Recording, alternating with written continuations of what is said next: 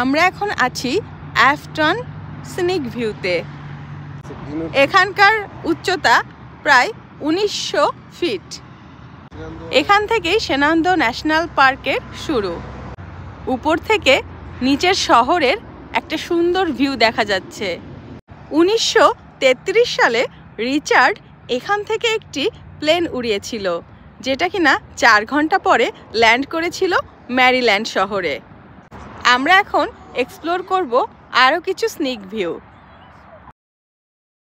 Interstate হাইওয়ের পাশে এই স্নিক ভিউতে মানুষ স্বল্প বিরতিতে থেমে আবার তার গন্তব্যের দিকেও চলে যেতে পারছে। আমরা এখানে থেমে ঝটপট কিছু ছবি তুলে নিলাম, আর ওদিকে রিশান ব্যস্ত তার পাথর নিয়ে খেলাতে। ছবি তোলাতে তার কোনো ইন্টারেস্ট নেই। এবারে যাই আমাদের নেক্সট গন্তব্যে।